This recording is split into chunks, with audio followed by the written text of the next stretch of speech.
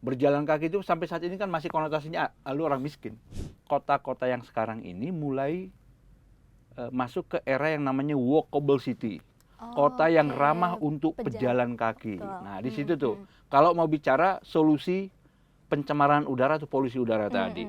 Stanford University tadi dalam penelitiannya menempatkan Indonesia di urutan nomor 1 di bawah, tapi bukan di atas, di bawah. Sebagai manusia paling termalas berjalan kaki.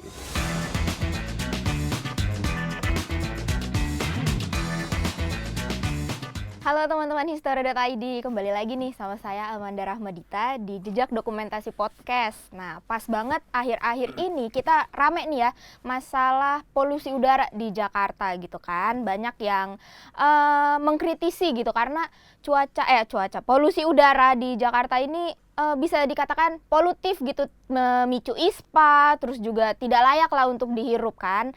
Nah, karena masalah ini kayak menarik kalau kita membahas tentang budaya jalan kaki nih, sebagai salah satu solusi untuk mengurangi polusi udara nih di Jakarta dan di berbagai daerah lainnya. Nah, untuk ngomongin tentang budaya jalan kaki akan lebih seru kalau kita ngobrol bersama Pak Alfred Sitorus yang merupakan pendiri dari Koalisi Pejalan Kaki. Oke, selamat sore Pak Alfred. Selamat sore, Amanda. Terima kasih sudah meluangkan waktunya Sama-sama, nih buat kami sudah ngobrol. diundang. Iya. Nih Pak, sebelum kita membahas lebih jauh, kalau misalnya kita lihat kan memang kondisi di Jakarta saat ini lagi ramai banget tentang polusi udara ya Pak ya.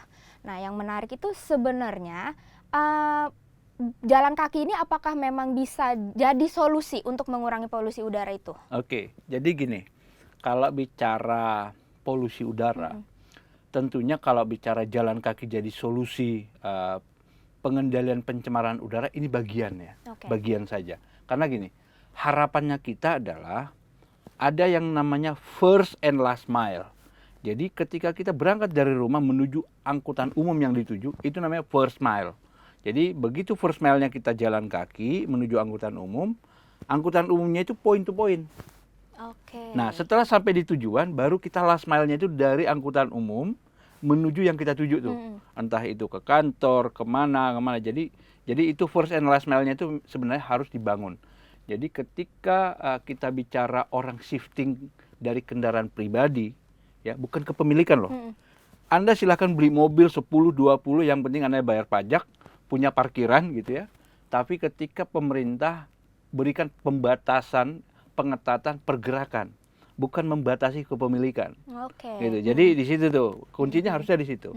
Pemerintah membatasi pergerakan, ya, penggunaan kendaraan pribadi agar orang bisa berpindah ke angkutan umum. Nah, first mile-nya adalah menggunakan jalan kaki tadi.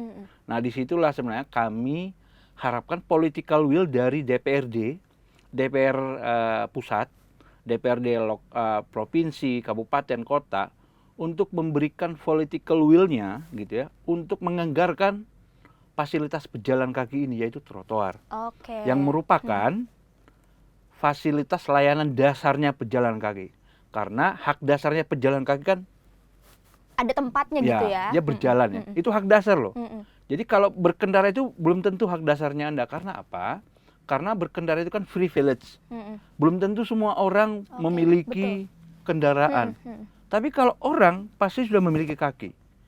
Kecuali dia disabel dan yang lain-lain ya. Tapi hitohnya dia harus berjalan kaki. Nah, sebenarnya itu menjadi layanan dasarnya dia. Nah, begitu itu menjadi kebutuhan dasarnya pejalan kaki, ya layanan dasarnya itu ya trotoarnya harus dibangun. Nah, disitulah sebenarnya kota-kota yang sekarang ini mulai masuk ke era yang namanya walkable city. Kota yang ramah untuk pejalan kaki. Nah, di situ tuh. Kalau mau bicara solusi pencemaran udara atau polusi udara tadi. Nah, karena apa, Amanda? Pejalan kaki ini yang paling menderita. Paling menderita. Tahu nggak menderitanya dari mana? Yang pertama, fasilitasnya jarang. Yang kedua, ketika polusi udara tinggi, yang menghirup itu siapa? Pastinya pejalan kaki, karena pengendara di dalam AC. Betul, ketutup juga ya. Ketutup semua dan yang lain-lain. Dan yang ketiga adalah pejalan kaki tambah high cost. Karena apa? Pejalan kaki harus membeli lebih banyak masker. Betul. Jadi betapa menderitanya nih pejalan kaki. Padahal dia solusinya, tapi dia paling menderita gitu. Jadi di situ. Jadi harusnya yang bisa teriak pencemaran udara ini ya bukan orang-orang yang di dalam mobil sebenarnya, tapi yang ada di trotoar tadi gitu. Ataupun teman-teman pesepeda. Nah, disitulah sebenarnya hadirnya koalisi pejalan kaki mengingatkan ya dari sejarah awalnya koalisi pejalan kaki gitu ya berdiri 12 tahun ini gitu ya. Koalisi pejalan kaki di tahun 2002 yang lalu didirikan oleh 7 orang ya. Tapi bias gender, nggak ada perempuannya nih dulu waktu diriin gitu ya. Jadi kekurangannya di situ gitu ya. Tapi tidak mengurangi semangat ya. Karena sekarang Sri Kandinya KPK itu cukup banyak gitu ya yang sebutannya sebagai begal di trotoar. Karena ketika ada pemotor yang naik ke atas trotoar ya, kalau laki-laki biasanya pasti berantem gitu ya. Nah, yang maju itu biasanya Sri Kandinya, tapi dengan edukasi, turun ke jalan raya kembali, jangan di atas trotoar. Nah, hal-hal seperti itu yang kami lakukan selama ini. Oke.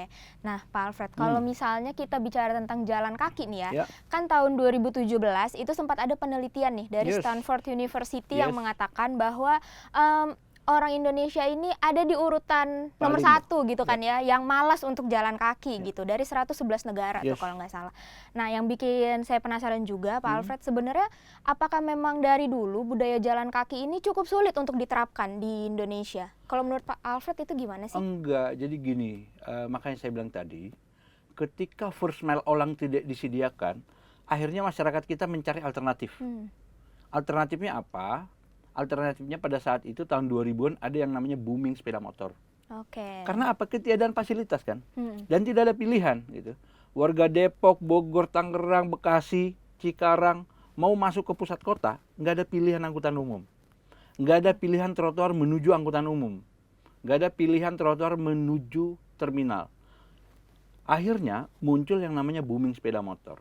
Pilihannya adalah ketika mobilitas orang menggunakan sepeda motor, itu adalah salah satu mobilitas yang dipilih saat itu.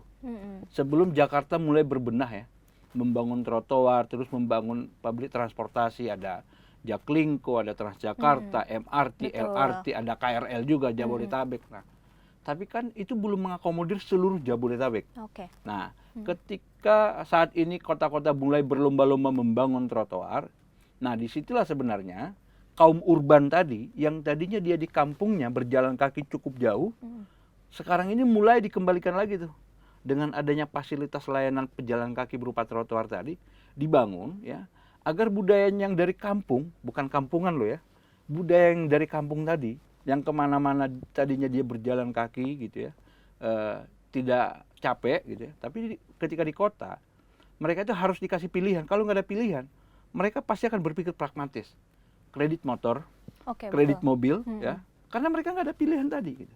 Jadi disinilah sebenarnya perannya dari koalisi pejalan kaki mendorong pemerintah kota, pemerintah provinsi, pemerintah pusat untuk berlomba-lomba, gitu ya, berlomba-lomba aja nggak apa-apa, untuk membangun trotoarnya tadi. Wah, kan emang ada pejalan kakinya. Nah itu yang ngomong pejalan kaki kan, kan itu kan. Iya, betul. Oh enggak, saya pemotor. Bukan, Anda itu pejalan kaki. Enggak selama 24 jam Anda di atas motor. Jadi ketika Anda turun dari motor kemana-mana pasti akan jalan kaki. betul. Jadi dan itu kebutuhan berupa trotoarnya itu harus dilayani.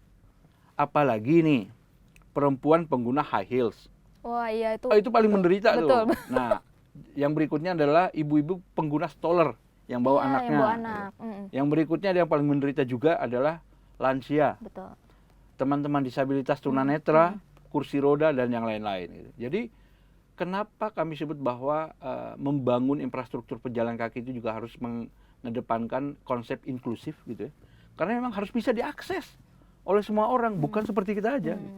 Jadi teman pengguna kursi roda juga harus bisa menggunakan dengan aman. Makanya ada konsep membangun trotoar itu menerus. Jadi gedung orang itu biarin kendaraannya yang naik turun, bukan pejalan kakinya yang dulu naik turun gitu.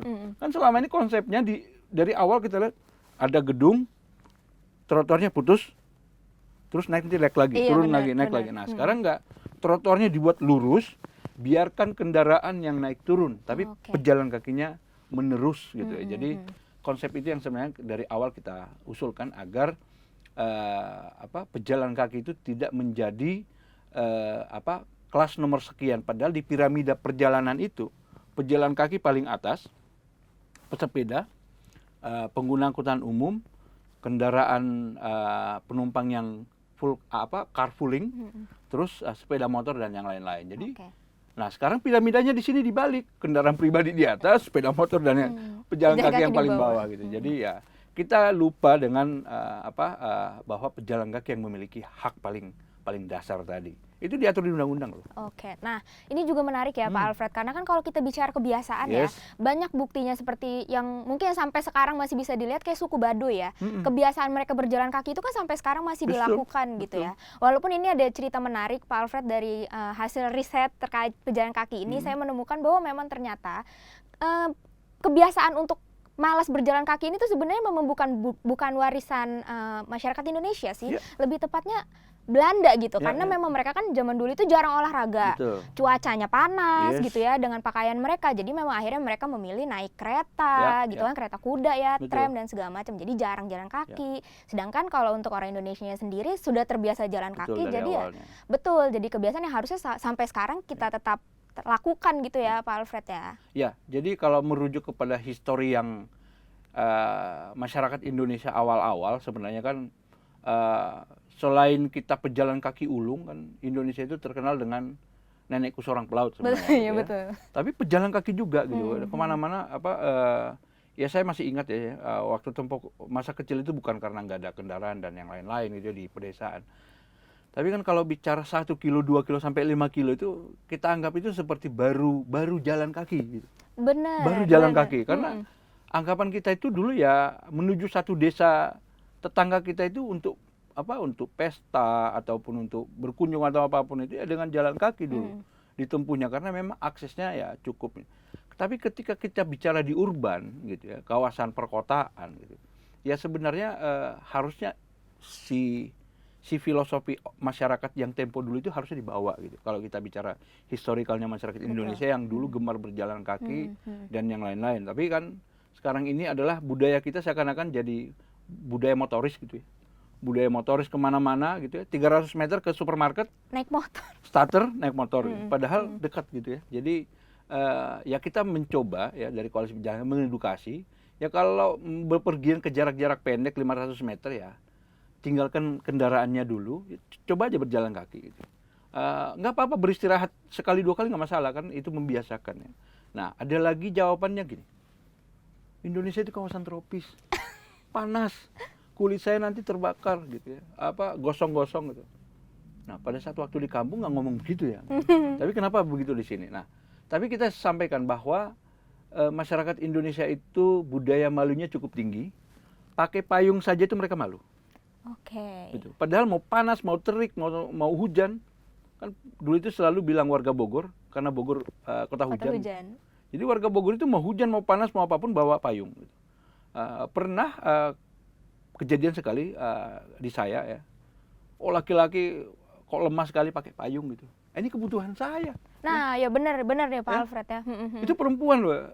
Tapi begitu saya lewat, panas sekali ya gitu. Iya, nah ini pinjam aja payung saya gitu ya. Kalau memang jadi hal-hal demikian, jadi tidak ada alasan ketika kita bicara bahwa makanya Indonesia paling malas berjalan kaki karena dicari alasan-alasan aja kan gitu. Jadi ya sebenarnya kemana-mana bisa aja berjalan kaki. Bahkan kalau diakumulasi 24 jam, warga Indonesia itu masih tinggi sebenarnya gitu ya. Masih tinggi.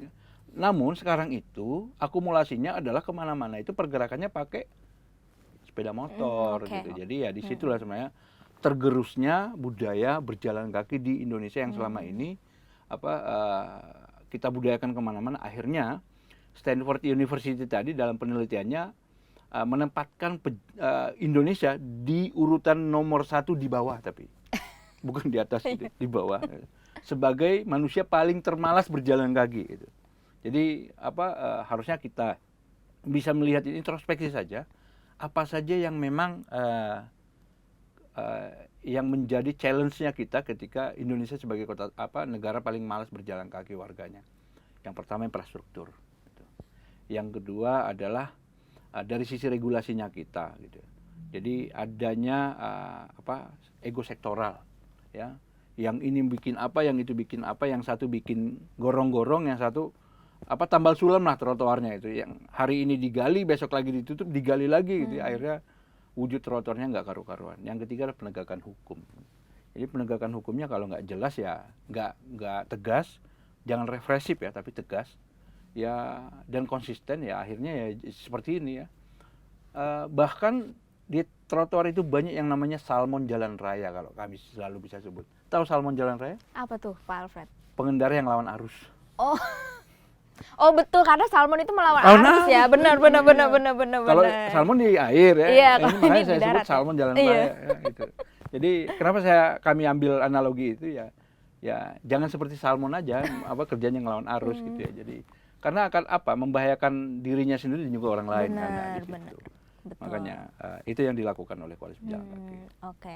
Nah, tadi teman-teman kan kita juga sudah sambil ngobrol nih ya sama Pak Alfred, akhirnya kita mengetahui ya bahwa kebiasaan berjalan kaki ini sebenarnya mungkin faktor utamanya itu adalah kehadiran trotoar dulu kali ya Pak Alfred ya, bisa dibilang, karena kalau misalnya nggak ada tempat untuk jalan kakinya, terus di mana pejalan kaki nanti harus berjalan gitu kan, nggak mungkin di jalan raya ya. Yes. Pak Alfred ya kan. Dan ternyata nih ya teman-teman, upaya untuk menyediakan trotoar ini tuh sebenarnya juga sudah ada loh sejak zaman kolonial Belanda gitu. Dari akhir abad 19 itu sebenarnya sudah diupayakan nih karena keberadaan orang-orang Inggris gitu ya. Kan sempat nih Hindia Belanda ini dikuasai oleh Inggris. Nah, orang-orang Inggris ini melihat bahwa kayaknya harus mulai sering olahraga deh gitu kan. Harus dibiasakan badannya bergerak gitu. Jadi mulai diupayakan juga nih keberadaan trotoar, salah satunya di Batavia. Dan mungkin itu juga salah satunya mungkin bisa kita jadikan contoh ya Pak Alfred, bahwa olahraga itu tuh bukan sebuah Pak Alfred, bisa dibilang bukan sebuah hiburan aja, tapi jadi kebutuhan buat kita kali ya, bisa dibilang kayak gitu ya Pak Alfred. Karena mungkin jalan kaki ini olahraga yang paling murah, simple juga, bisa dilakukan di mana aja kita, kayak dari kantor misalnya mau jajan gitu kan, jalan kaki, atau misalnya di rumah mau ke supermarket gitu bisa jalan ya Pak Alfred. Jadi kayaknya nggak ada alasan deh untuk tidak berolahraga setiap hari gitu, padahal kita bisa jalan ya Pak Alfred, bisa dibilang gitu ya. Ya, jadi gini, saya mau sampaikan historikalnya Koalisi Pejalan Kaki. Historikalnya Koalisi Pejalan Kaki di kawasan POC dulu loh, di kawasan Batavia.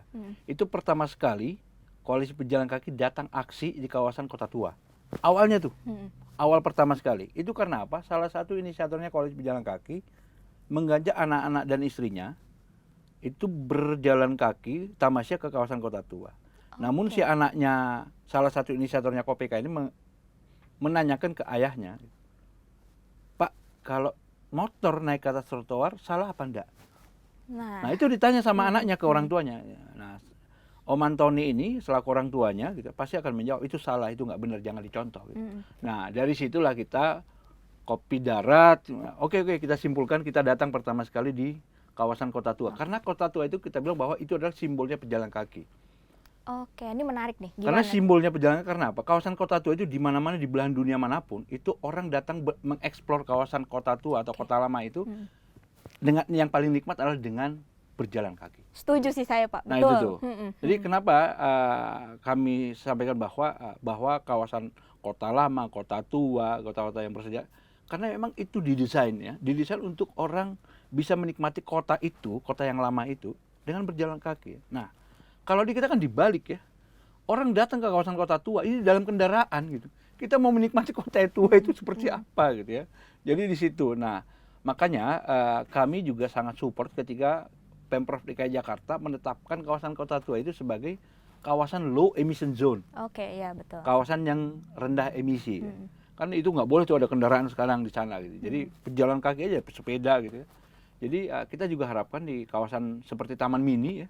Karena Taman Mini juga kan jadi kawasan orang datang ke sana, tapi kan sulit ya. Karena lalu lalang kendaraan dulu ya, kita sulit mau jalan mau apapun di kawasan Taman Mini. Tapi sekarang Taman Mini sudah dibatasi kendaraan pribadinya ya. Orang semua bisa mengeksplor kawasan Taman Mini itu ya. Kami sangat senang karena apa? Anak-anak tidak perlu lagi kita khawatirkan ya, mau bermain ngapain sekalipun di Taman Mini atau di kawasan Kota Tua itu terkena bisa kecelakaan akibat kendaraan, karena kendaraan udah sangat minim sekali di kawasan itu. Jadi kawasan-kawasan itulah sebenarnya dari historinya KPK sekali datang pertama di kawasan Kota Tua gitu ya. Itu aksi pertama itu, dan disitulah tercetus yang namanya aksi tiduran. Oke. Jadi ada satu orang teman Koalisi Pejalan Kaki, kita udah halau di ujung trotoar, masih bisa lolos lagi. Nah akhirnya kita tiduran aja gitu di atas trotoar. Nah nanti yang pejalan kaki gimana? Nggak apa-apa, langkahin aja gitu ya. Biar yang penting pemotornya nggak bisa lewat. Akhirnya salah satu inisiatornya KPK dulu ya tiduran aja. Nah, akhirnya keterusan tuh aksi tidurannya di mana-mana gitu ya. Sebenarnya bukan mau tiduran seterusnya, tapi kita mau mengedukasi ya. Ya seperti inilah pejalan kaki memproteksi jalurnya gitu. Jadi ya kalau pejalan kaki salah ya sampaikan aja salah kalau nyebrang sembarangan atau apapun ya. Kita juga tidak melulu semuanya pejalan kaki itu benar, tapi kalau dia membahayakan pengendara lain ya sampaikan aja pejalan kaki itu salah gitu. Jadi jangan sampai apa-apa pejalan kaki yang benar. Tapi ini bagian dari edukasi kita berlalu lintas di jalan raya. Jadi di 12 tahunnya Koalisi Pejalan Kaki itu ya, kalau kita bicara kawasan ya itu tadi ya, kawasan Batavia, kawasan VOC itu ya itu menjadi simbol surganya para pejalan kaki sih sebenarnya itu. Tapi kan ya kita lihatlah kawasan-kawasan di kita didesainnya nggak seperti itu. Betul. Masih ada tata kotanya bisa dikatakan belum sepenuhnya memikirkan pejalan kaki. Mungkin Tidak bisa berpihak. Tidak berpihak. Betul sih. Tidak berpihak. Saya setuju sih. Oke, Pak Alfred, sekarang saya juga penasaran tentang sepak terjang. Asik kan sepak terjang nggak tuh sebutannya? Kayak sebenarnya selain sebagai salah satu kegiatan kumpul tadi seperti yang Pak Alfred bilang gitu ya, Koalisi Pejalan Kaki ini sebenarnya setelah 12 tahun nih Pak Alfred, ada apa aja sih aksi-aksi yang telah dilakukan? Karena ini cukup panjang 12 tahun Pak Alfred. Jadi gini, semenjak ditelurkannya Koalisi Pejalan Kaki itu sebenarnya rentetan visi misinya itu banyak sekali ya. Sebenarnya salah satunya adalah yang terbaru gitu ya. Kita membantu DKI Jakarta untuk merumuskan yang namanya rencana induk trotoar. Itu harus menjadi regulasi. Sekarang ini di Kementerian PU itu juga sedang ada revisi peraturan menteri terkait dengan fasilitas pejalan kaki. Koalisi Pejalan Kaki juga urun rembuk ngasih masukan gitu ya terkait dengan regulasi itu. Nah, ada beberapa banyak terkait dengan policy reform gitu ya, perubahan kebijakan yang Koalisi Pejalan Kaki itu masuk di dalamnya terkait dengan itu. Nah, kalau terkait dengan aksi-aksi ya kita datang ke klub-klub motor, klub mobil, ya anak-anak sekolah, ya kita presentasi aja bahwa pejalan kaki itu seperti ini dan yang lain-lain. Ya paparannya sama saja, namun kan bahkan sampai ke TK-TK dulu kami pernah datang. Nanti kalau jalan, nanti jalannya di sini kalau nanti dipegang ibunya, adiknya di sisi kiri ya, jangan di kanan. Karena kalau di kanan itu terlalu dekat dengan jalan. Jadi orang berjalan kaki, anaknya di bawah orang tuanya pun itu kami sampaikan, Bu, nanti bawa anaknya itu jangan di sisi kanan anaknya. Orang tuanya yang ada di sisi kanan, anaknya yang di sisi kiri. Gitu. Karena apa? Kita juga pernah punya pengalaman bahwa anak itu biasanya refleks. Gitu. Jadi mungkin nanti dia bisa lompat ke jalan raya atau apapun dan itu bisa berakibat fatal. Nah, ketika orang tuanya sisi kanan dan orang tua bisa memantau si anak ketika dipegang pulang sekolah atau. Nah, hal-hal sampai sedetail itu kami lakukan edukasinya ke level SD, SMP, SMA gitu ya, sampai ke TK gitu. Jadi bahkan sampai kami menyarankan dibuatkan yang namanya rute aman selamat ya, rute aman selamat gitu. Rute kalau sekarang itu kan yang ada SSA ya. Apa namanya? ZOS ya, ZOS. Zona Selamat Sekolah yang cuman hanya zebra cross. Tapi kalau ini kita berharap ada rute yang dilalui oleh si anak yang memang aman buat dia dan juga teman-temannya untuk menuju ke sekolahnya dan juga kembali. Yang hal-hal seperti itu kami kasih masukan ke pemerintah agar ini dibuatkan demikian. Jadi banyak sekali ya selain itu, dan yang terakhir ya program yang dibuat oleh Koalisi Pejalan Kaki itu adalah ada survei rapor trotoar. Itu survei rapor trotoar sangat menarik menurut saya. Karena ketika kami survei dikasih rapornya itu merah ataupun biru ataupun hitam gitu ataupun di atas merah gitu ya. Tapi ini ada multiplier efeknya, Manda. Yang paling penting adalah ketika rapor merah si kota itu, si dinas-dinas terkait yang ada di kota tersebut meminta ke Koalisi Pejalan Kaki dikirimkan surat ke mereka bahwa kotanya itu rapornya merah, agar si dinas tersebut bisa berantem di DPRD untuk meminta anggaran membangun trotoar. Karena kalau tidak pakai itu, mereka tidak punya justifikasi kuat, argumentasi kuat untuk berantem sama DPRD-nya. Gitu. Itu dilakukan, ada beberapa kami buatkan karena apa? Demi kebaikan, biarin urusan korupsi nanti mereka lah ya. Itu urusan mereka lah, kami tidak masuk di situ. Tapi ketika mereka punya niat untuk membangun trotoar, saya kira ini ada satu lompatan baru ya. Karena di beberapa rapat paripurna di DPRD daerah-daerah jarang sekali menyebut namanya kata trotoar itu. Jarang sekali. Yang disebut adalah bangun jalan, bangun jalan, bangun jalan, bangun jalan. Jadi membangun trotoar itu sangat jarang sekali kata trotoar itu disebut. Gitu. Jadi sekarang ini sudah mulai ada kata-kata trotoar itu tersebut di rapat-rapat DPR, anggota dewan dan yang lain-lain. Pak Alfred, dan juga info dari yang saya tahu bahwa ternyata kan KOPK ini punya andil bisa dikatakan ya dengan penyelenggaraan Car Free Day gitu yang sekarang udah marak nih di berbagai kota, khususnya juga di Jakarta kan setiap minggu gitu ada Car Free Day. Itu gimana sih ceritanya Pak Alfred? Jadi gini, ada beberapa inisiatornya KOPK ini, dulu mereka sebagai inisiator pertama sekali di tahun 2002, bukan 2022 ya. Di tahun 2001, 2002 yang lalu mereka menginisiasi pertama sekali Car Free Day Jakarta. Car Free Day Jakarta itu di September ini, tanggal 22 September nanti, itu berusia 21 tahun. Jadi mereka sudah menginisiasi Car Free Day 21 tahun. Dan sebenarnya gini, mereka menginisiasi Car Free Day dengan Koalisi Pejalan Kaki itu sebenarnya rentetan yang sama. Ujung-ujungnya bagaimana para pejalan kaki itu bisa aman, kan, gitu, bisa nyaman. Nah, kalau dulu isunya polusi udara, pejalan kaki sebenarnya isunya polusi udara juga, tapi sekarang ini lebih kepada infrastruktur mereka untuk berjalan kaki dan yang lain-lain. Jadi goalsnya sebenarnya hampir mirip, namun ketika mereka bilang bahwa Car Free Day ini udah selesai sebenarnya, virusnya udah kemana-mana, tinggal yang pejalan kaki ini masih terlunta-lunta nasibnya. Berjalan kaki itu sampai saat ini kan masih konotasinya lu orang miskin. Masih ada stigma kayak gitu ya gitu, Pak Alfred. Anda orang miskin gitu. Jadi bagaimana kalau CEO-nya salah satu media sosial terbesar di dunia ini, dia jalan kaki kemana-mana, apa juga orang miskin. Gitu. Jadi stigma itu akhirnya dibangun selalu gitu ya, karena ya kan berjalan kaki kebutuhan ya. Tadi kita sampaikan di awal gitu ya. Jadi hal-hal demikian juga jangan sampai dibangun stigma-stigma. Akhirnya kita selalu mendapat hasil penelitiannya ya paling malas lagi berjalan kaki, paling malas. Tapi lagi-lagi jangan sampai dengan temuan yang baru sekarang ya, tingkat obesitasnya si warga perkotaan, bukan seluruh Indonesia, warga perkotaan itu cukup cepat dibanding warga-warga di di urbannya atau di kawasan-kawasan pedesaan. Jadi itu sih. Ada hal-hal juga yang menyebabkan orang bisa dikatakan takut jalan kaki ya, karena ada ancaman kriminalitas gitu, atau mungkin pelecehan gitu. Nah, kalau menurut Pak Alfred sendiri ada tips nggak sih untuk teman-teman yang misalnya mau membiasakan berjalan kaki supaya aman dan nyaman gitu? Iya, kalau dari awal itu selalu Koalisi Pejalan Kaki menyarankan, yang pertama itu bagi para pejalan kaki itu dia harus bisin. Bisin itu pejalan kaki itu harus terlihat.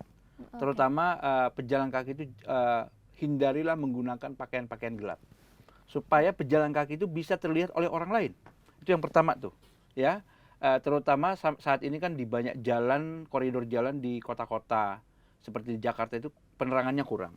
Jadi dengan kita menggunakan baju yang cukup terang, orang bisa lebih cepat mengenali kita. Gitu. Itu yang pertama. Yang kedua adalah jangan diam, tapi speak up. Gitu. Speak up itu adalah salah satu entah itu berteriak atau apapun, itu bisa menghindari dari penodongan, pencopetan ataupun pelecehan seksual bagi perempuan terutama gitu ya. Nah, yang berikutnya adalah tipsnya adalah upayakan bisa menentukan jalur. Gitu. Jadi teman-teman sebelum berangkat itu saya mau kemana? Saya mencari jalur yang cukup ramai, yang memang sudah kita identifikasikan, ujuk-ujuk nggak hari itu juga kan kita melewati itu. Jadi kita bisa menentukan rute di mana rute itu yang cukup ramai. Karena kalau cukup ramai itu biasanya itu rendah risiko kita untuk terkena pencopetan atau apapun itu. Nah, yang berikutnya adalah selalu mawas ke sekitar gitu. Kadang-kadang dengan gaya milenial sekarang apapun texting gitu ya. Oh benar. Lupa dengan mengawasi kawasan sekitar. Nah, padahal pejalan kaki itu sebenarnya pergerakan yang paling awas sebenarnya. Dia bisa memantau pergerakan apapun yang ada di sekitarnya. Gitu.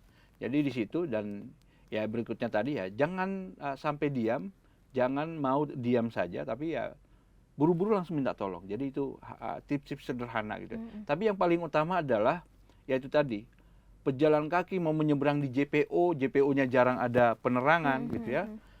Upayakan pakaiannya itu memang terang. Nggak harus terang tiap terus, tapi supaya orang bisa mengidentifikasi apa yang terjadi gitu. Jadi kalau memang dilihat JPO-nya itu tertutup, cari penyeberangan yang memang tidak tertutup. Karena memang di kawasan-kawasan itu biasanya sangat terjadi rawan pencopetan, pelecehan seksual terutama bagi yang perempuan gitu ya. Sudah banyak case-nya gitu ya. Akhirnya kita minta agar dipasang CCTV di kawasan itu. Tapi kan sebenarnya itu tidak menjawab apapun. Namun sebisa mungkin kota-kota sekarang itu didesainnya itu untuk penyeberangannya itu kami harapkan bukan JPO tapi zebra cross. Karena jarang ada terjadi pelecehan seksual di zebra cross kan. Kalau nggak ketabrak dua-duanya gitu ya. Jadi itu tips-tips seperti itu saya kira sederhana sekali. Namun itu membantu mengurangi risiko dari kriminal, pelecehan seksual dan yang lain-lain. Jadi kalau di jalan raya gitu ya, selalu kami upayakan itu pejalan kaki itu melawan arus. Karena dia di trotoar kan. Betul. Jadi dia bisa memantau pergerakan apapun. Bahkan ketika ada yang berkendara di atas trotoar, kalau kita satu arah itu ya kita bisa celaka. Betul, gitu. karena nggak bisa lihat yang di belakang nggak ya bisa Pak melihat ya? yang di belakang atau apapun. Jadi hal-hal demikian. Wah itu kan melawan arah. Enggak, pejalan kaki itu mau melawan arah mau apapun dia bebas di situ. Makanya berbeda dengan kendaraan yang dia harus satu arah dan yang lain. Jadi tips-tips seperti itu saya kira bisa mengurangi risiko pejalan kaki itu terkena kriminalitas dan juga pelecehan seksual.